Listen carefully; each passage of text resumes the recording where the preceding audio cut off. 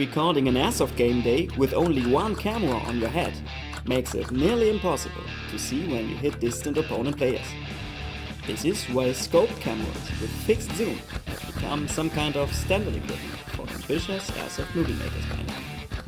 In the past, those scope cams had to be configured individually or came in at some kind of higher price point.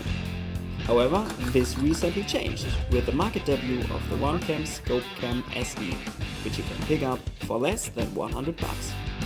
In this video, we find out what you can expect from the little gadget.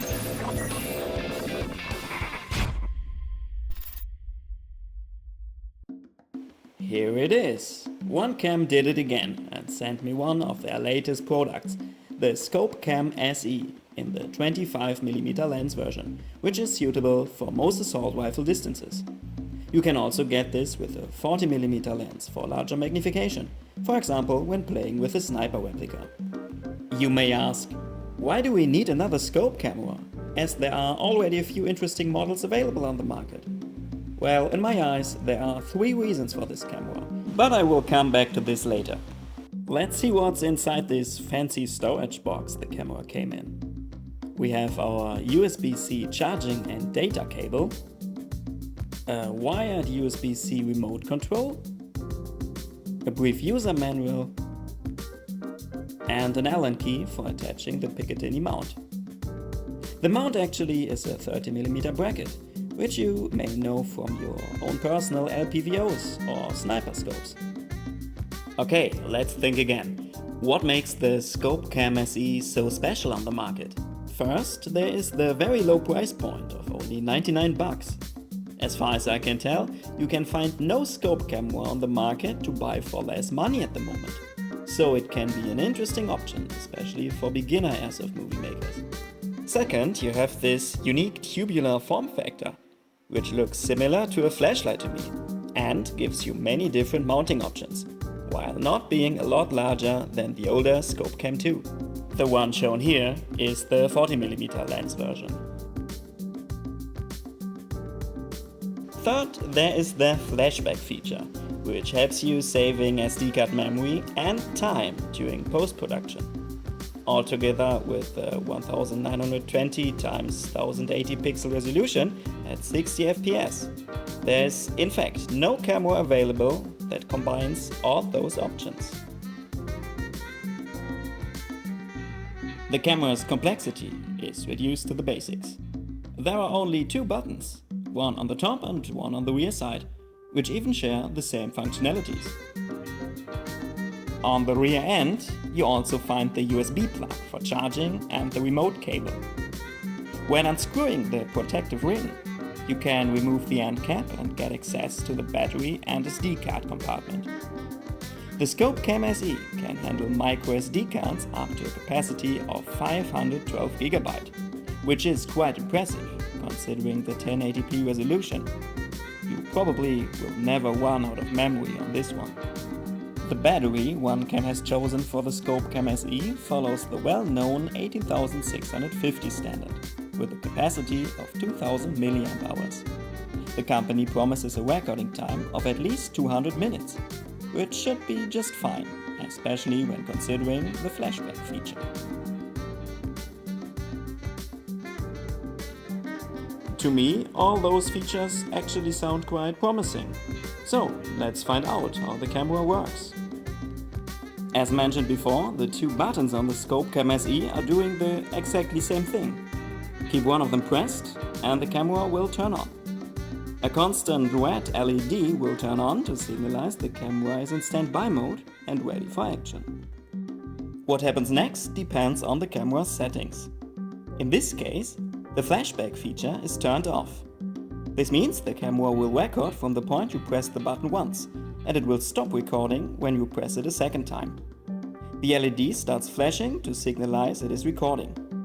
This is the regular recording mode, so to speak. The USB remote control helps to activate recording in stressful in-game situations, but is not necessary for controlling the camera. You can attach it to your replica with zip ties or rubber bands, for example. In order to activate the flashback mode, we have to use the RunCam app on our smartphones. I did not find a way to do this without my smartphone, and the process is also not described in the user manual. So in my opinion, it can be very helpful to know how this works. First, install the RunCam app in the latest version to your smartphone. Then double tap one of the camera's buttons to activate Wi-Fi mode. The blue LED will start flashing in order to connect with another device via Wi-Fi. Once connected, the app's user interface is very similar to the one you see with other cameras, for example the RunCam helmet camera. The most important difference here is the option for the Flashback feature, which can be found at the general settings.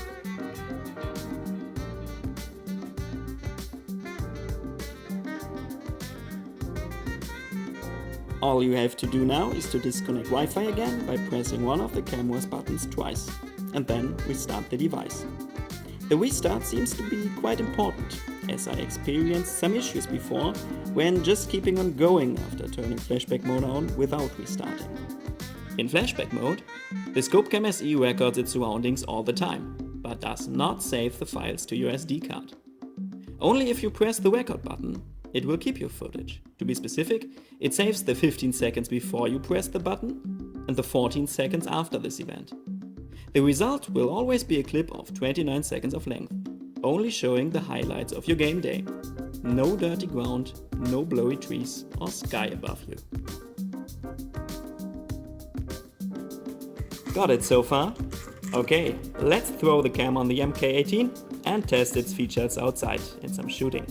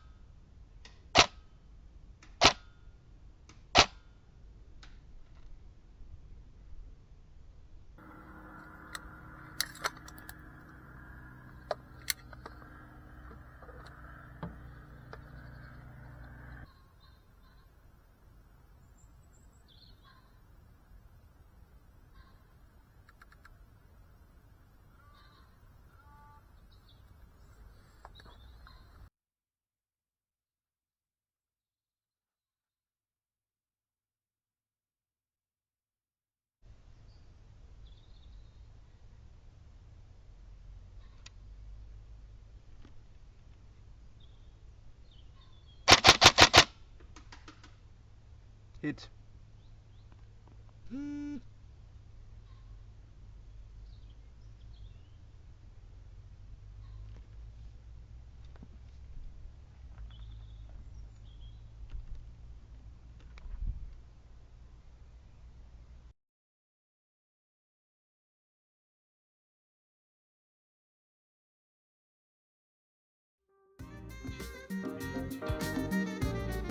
So, after you saw some footage and got the most important information on the ScopeCam SE, what are your thoughts on the new budget camera by RunCam?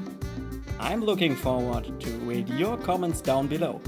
Also check out my other Airsoft videos, such as gameplays, reviews or project builds. Hope to see you over there. So long, have a good one.